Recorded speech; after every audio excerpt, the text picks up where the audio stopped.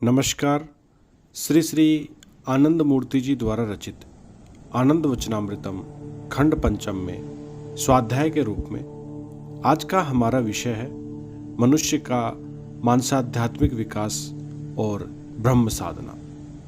मानव सभ्यता के प्रथम उन्मेष के समय से ही रूपांतरण की सतत प्रक्रिया होती रही, न केवल मानव के व्यष्टिगत और समूहगत मनोविज्ञान में बल्कि शारीरिक संरचना में भी।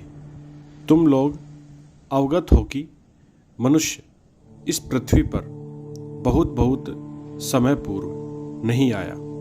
उसके उद्भव के पूर्व बृहदाकार पशु जन्मे और नष्ट हो गए। धीरे धीरे सामान्य शारीरिक संरचना जटिल संरचना में विकसित हुई और जो बृहदाकार जंतु इस पृथ्वी पर प्रकट हुए, बौद्धिक शक्ति के अभाव के कारण वे समूल उच्छिन्न हो गए। क्रमशः यह संरचना छोटी होती गई और बुद्धि बढ़ती गई। मैंने अन्यत्र कहा है कि यह युग बृहदाकार जीव जंतु और छोटे तथा दुर्बल राज्यों के लिए नहीं है। बृहदाकार जीव भोजन नहीं प्राप्त कर सकेंगे और उन्हें यह पृथ्वी, यह ग्रह छोड़ना पड़ेगा। अब हाथी पालने के लिए कुछ बचा नहीं रहा। इसी प्रकार एक छोटा राज्य अपनी रक्षा नहीं कर सकता और उसे बड़े राज्य में मिलना पड़ेगा।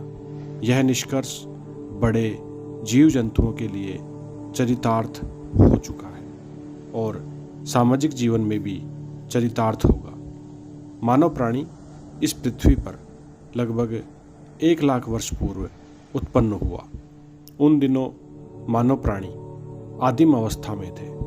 आज के आदमी तब के आदमी से एकदम भिन्न है। उनमें बहुत अंतर है। यह अंतर कैसे आया?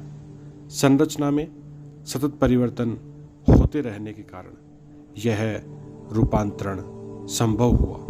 एक उन्नत मन की संरचना हुई और उस उन्नत मानसिक संरचना के उचित अभिप्रकाश के लिए तदनुकूल भौतिक संरचनागत परिवर्तन घटित हुआ। मानव प्राणी ने विभिन्न विषयों पर सोचना प्रारंभ किया और उस मनन चिंतन में काफ़ी समय तक वे व्यस्त रहे। मानव प्राणी अपनी उन्नत मानस संरचना के लिए उस समय उपलब्ध नाड़ियों और नाड़ी तंतुओं को पर्याप्त नहीं समझने लगे। इसीलिए उनके नाड़ी तंतुओं और नाड़ी कोशों में परिवर्तन लाना पड़ा। इस प्रकार नाड़ी तंतुओं और कोशों में परिवर्तन आया और उसके परिणाम स्वरूप मनुष्य की आकृति में भी परिवर्तन हुआ। 1,00,000 वर्ष पहले के मनुष्यों की खोपड़ी बहुत छोटी थी। बहुत कम नाड़ियाँ या कोश थे। उनका मस्तिष्क छोटा था और शरीर अपेक्षाकृत बड़ा था। मानसिक और आध्यात्मिक क्षेत्रों में भी उन दिनों के मनुष्य उतना चिंतन नहीं कर सकते जितना आज के मनुष्य कर सकते हैं। चूँकि यह विकास क्रमशः घटित हुआ है, इसलिए हम उन मनुष्यों को दोष नहीं दे सकते हैं। उन दिनों के मनुष्यों को भोजन सामग्री संग्रह करना और युद्ध करना मात्र ही करणीय कर्म था। यह युद्ध प्राय भौतिक स्तर पर ही था, मानसिक या आध्यात्मिक क्षेत्र में नहीं। यह लगभग वैसा ही था जैसा कि जीव जंतुओं के क्षेत्र में। किंतु इस युद्ध के लिए भी उनमें बुद्धि का विकास हुआ। छोटे छोटे संघर्ष, हिंसक संघर्ष सबने उनके बौद्धिक विकास का पथ प्रशस्त किया। मानव जाति मांसाहारी नहीं बल्कि शाकाहारी है। बुद्धि का विकास होने से वे संघर्ष में शारीरिक क्षेत्र में आगे बढ़कर बुद्धि का प्रयोग अधिक करने लगे। वे शेर से शारीरिक शक्ति के आधार पर हाथ पैरों से लड़ाई नहीं लड़ सके। उन्हें अस्त्रों शस्त्रों का निर्माण करना पड़ा। कुछ अनुन्नत पशुओं के पास सहज अस्त्र शस्त्र रहते थे। ऐसा नहीं कि उनके पास अस्त्र शस्त्र नहीं थे, किंतु उनके वे अस्त्र शस्त्र उतने प्रभावी नहीं थे जितने कि मनुष्यों के। इस प्रकार मनुष्य जाति बौद्धिक क्षेत्र में विकसित होती रही और शारीरिक क्षेत्र में दुर्बल होती रही। स्वाभाविक नियमानुसार खोपड़ी उन्नत हुई, जबकि शेष अंग शिथिल होते रहे। उन दिनों के मनुष्य अपने पूर्वज बंदरों जैसा व्यवहार करते रहे, बंदरों की तरह कूदते थे, किंतु आज के मनुष्य वैसा नहीं करते। उनके कूदने की क्षमता में ह्रास हुआ। आज मनुष्य बंदर की तरह कूद नहीं सकता, यद्यपि उन दोनों के गोत्र एक ही है। इस पृष्ठभूमि में भी मैं इसलिए कहता हूँ कि जाति प्रथा अवास्तविक और पाखंडपूर्ण है। यदि तुम मनुष्यों की जातिगत स्थिति का विश्लेषण करो तो पाओगे कि सभी मनुष्यों के पूर्वज बंदर थे। अतः सभी मनुष्यों का गोत्र बंदर गोत्र है। इसलिए यह पाखंडपूर्ण जाति प्रथा का परित्याग होना ही चाहिए। क्या ब्राह्मण के पूर्वज ब्राह्मण बंदर और राजपूतों के राजपूत बंदर थे? नहीं, ऐसा नहीं था, क्योंकि राजपूत बंदर और ब्राह्मण बंदर नहीं होते। शरीरगत संरचना के परिवर्तन से कूदने वाली ग्रंथियों तथा शरीर के बालों की अवस्था में भी परिवर्तन हो गया। न केवल मानसिक संरचना परिवर्तित हुई, बल्कि शरीर संरचना में भी परिवर्तन आया। किंतु कुछ पुराने अभ्यास अभी चले आ रहे हैं। मनुष्य अभी भी उसी प्रकार लड़ते झगड़ते हैं जिस प्रकार बंदर। लड़ाई के समय मनुष्य भी चिल्लाते हैं, हुम हुम। ये सब बंदरों की अभ्यासगत प्रवृत्तियां हैं। कभी कभी तो लोग न केवल चिल्लाते हैं बल्कि दांतों से काट भी लेते हैं। यह बंदर जात अभ्यास है। बंदर पेड़ की शाखाओं पर रहते हैं, इसलिए संस्कृत में उन्हें शाखा मृग कहा जाता है। मृग का अर्थ भी जंगली जानवर है, न कि हिरण।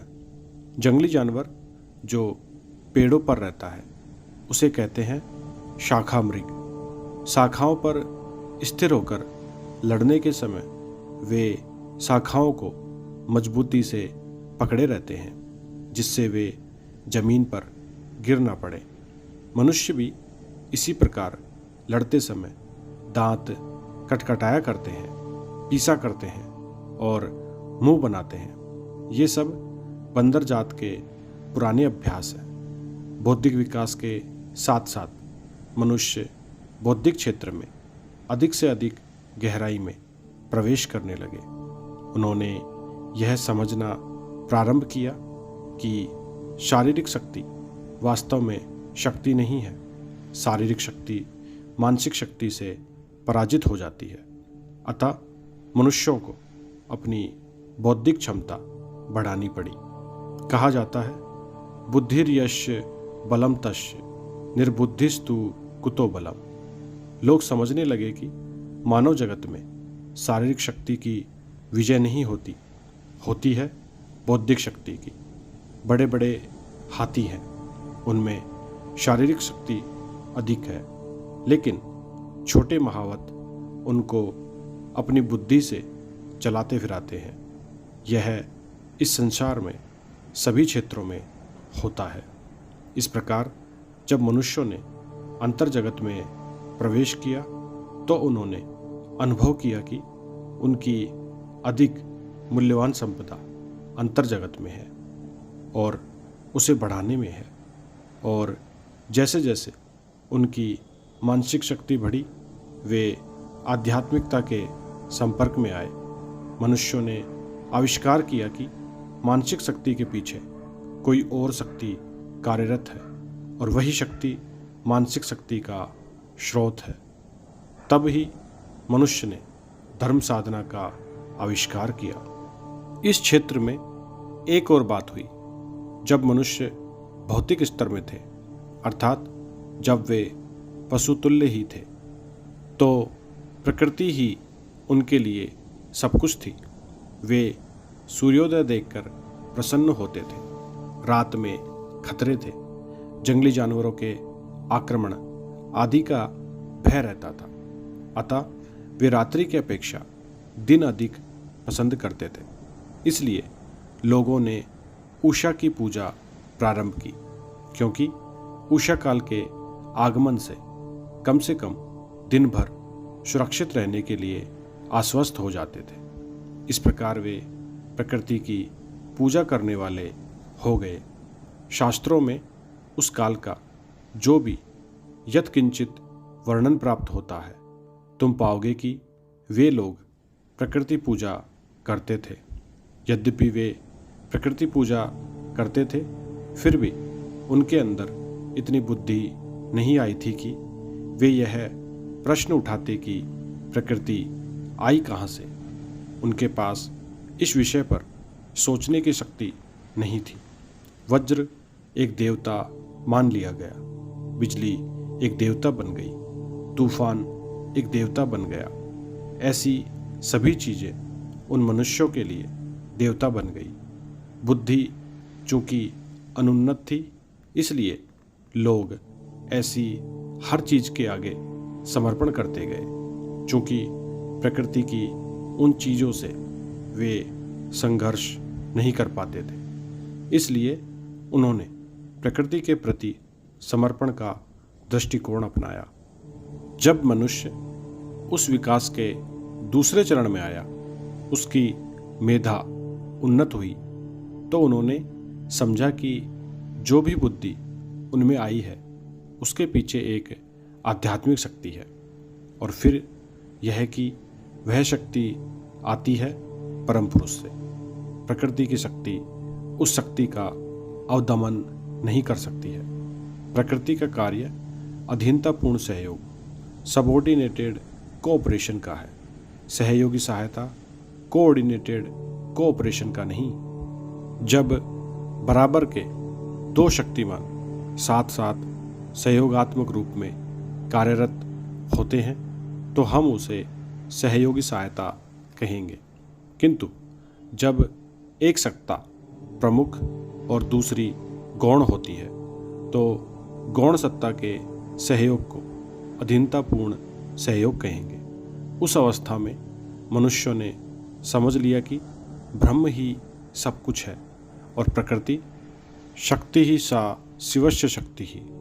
इसके बाद के स्तर में मनुष्य ने अपने जीवन के लक्ष्य को समझना प्रारंभ किया, और यह भी कि उन्हें इसे प्राप्त करना है।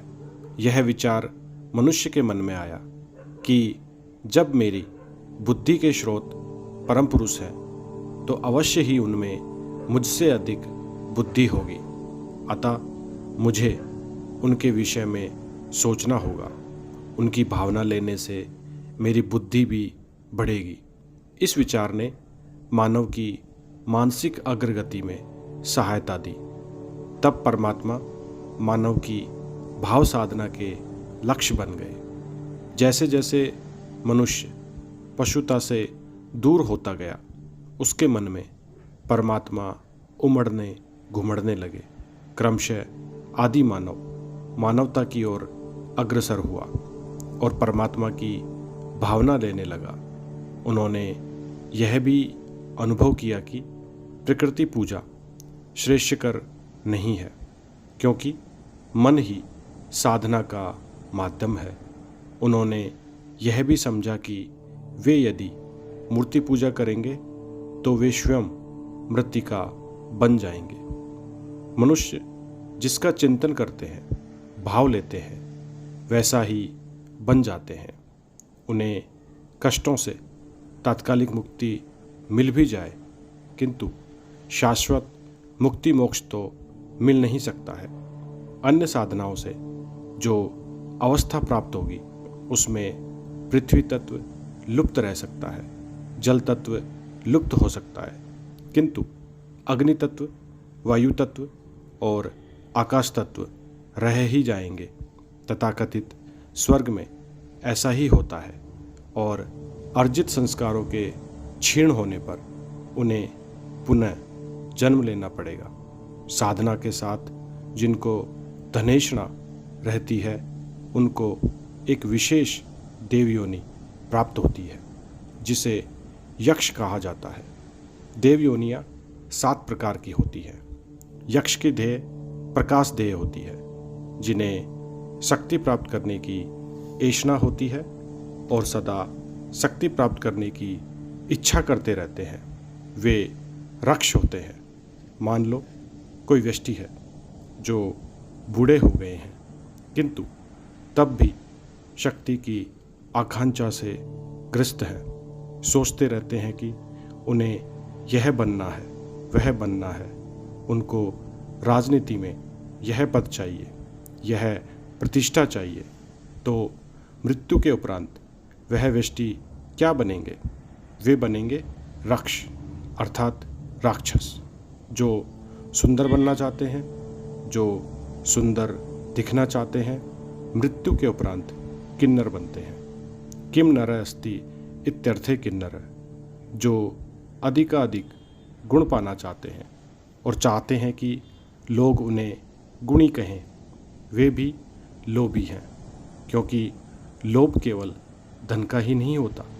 ऐसे लोग जो गुण की कामनाएं रखते हैं वे बनते हैं विद्याधर, जो मधुर कंठ चाहते हैं और चाहते हैं कि लोग उनकी प्रशंसा करें और कहें कितने बड़े संगीतज्ञ हैं ये। ऐसे लोग गंधर्व बनेंगे। इसी कारण संस्कृत में संगीत कला गंधर्व विद्या के नाम से जानी जाती है।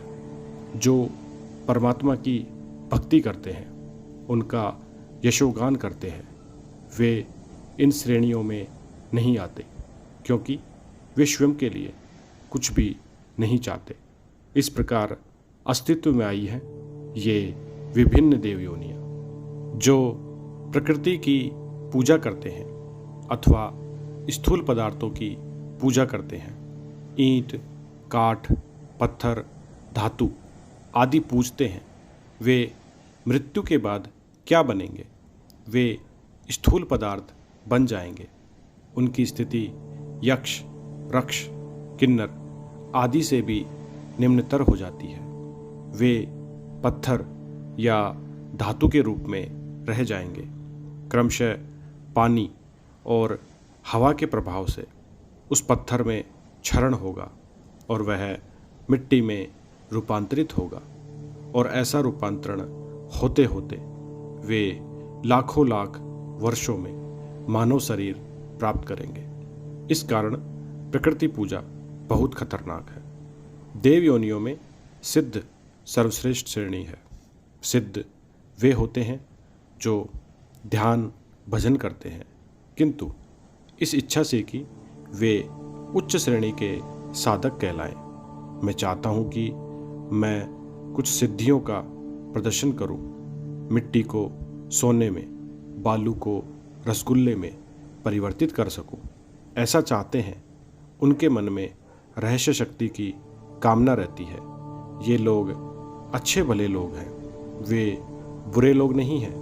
कोई अन्य लोभ उनके मन में नहीं होता, किंतु यह सिद्ध लोग भी देवयोनि की उक्त 7 में से एक श्रेणी में आते हैं।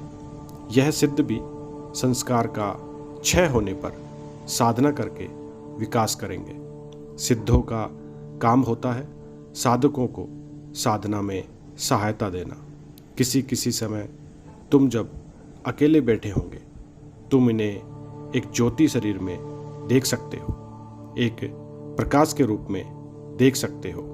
ये सिद्धगण साधक लोगों के मन में धर्म भाव और नैतिक विचार पैदा करने में सहायक होते हैं। मान लो कोई साधक सोच रहा है साधना में मैं आधा घंटा बाद बैठूंगा, तभी उनमें एक विचार उत्पन्न होता है, मैं आधा घंटा रुका क्यों रहूं, अभी साधना में बैठूंगा। ऐसी प्रेरणाएं सिद्धों द्वारा दी जाती हैं। मनुष्य जैसे जैसे विकास करता है उनमें विभिन्न प्रकार की अनुभूतियां घटित होती हैं। परिणाम स्वरूप मनुष्य ने यह अनुभव किया कि इन देव योनियों को प्राप्त करने के बाद भी, भूर्भुवस्व लोक प्राप्त करने के बाद भी उन्हें पुनः जन्म लेकर इस लोक में आना ही पड़ेगा। अतः उनसे लाभ ही क्या। एक बार मैं उन्नत हुआ, किंतु फिर कर्म के प्रतिक्रियात्मक बीजों के रहने के कारण मुझे नीचे उतरना पड़ा। अंततः लोगों ने सोचा क्यों न ऐसा पथ पकड़ा जाए जिस पर चलने से फिर वापस न लौटना पड़े। इस अवस्था में उन्होंने ब्रह्म विज्ञान, बोधि ज्ञान की उद्भावना किया और तत्पश्चात मानव अस्तित्व आध्यात्मिक सत्य की ओर बढ़ चला। अंततः 7000 वर्ष पूर्व एक नया दिन आया जब भगवान शिव का आविर्भाव हुआ। भगवान शिव ने क्या किया? भगवान शिव ने संपूर्ण भाव साधना प्रक्रिया का प्रणयन किया और तब मानव जाति अधिक से अधिक गति से विकास पथ रहस्य शक्ति की ओर आगे बढ़ी। रहस्य शक्ति क्या है? एक शक्ति जो तुम रहस्य साधना के द्वारा प्राप्त करते हो। आज मानवता और तीव्रतर गति से प्रगति करेगी। 5000 वर्ष पूर्व के मनुष्य जिस गति से प्रगति कर रहे थे उससे अधिक तीव्र गति से आज का मनुष्य प्रगति करेगा। इसका कारण यह है कि भौतिक विज्ञान ने मनुष्य की मानसिक संरचना को परिमार्जित किया है। चूंकि एक मानसिक परिवर्तन घटित हुआ है, अतः लोग अधिक सरलता से प्रगति करेंगे और अध्यात्म की ओर बढ़ चलेंगे। भविष्य के लोग और अधिक तीव्रता से प्रगति करेंगे, अधिक द्रुति के साथ आगे बढ़ेंगे। इसलिए मानव जाति का भविष्य उज्जवल है। तुम्हें घबराना नहीं चाहिए। यह भी सत्य है कि इस विश्व की तापगत मृत्यु कभी नहीं होगी। ऐसी किसी आशंका से भी तुम्हें घबराना नहीं चाहिए। आध्यात्मिक दृष्टिकोण से लोगों को मानसिक और भौतिक विज्ञान के क्षेत्रों की चर्चा परिचर्चा करते रहना चाहिए।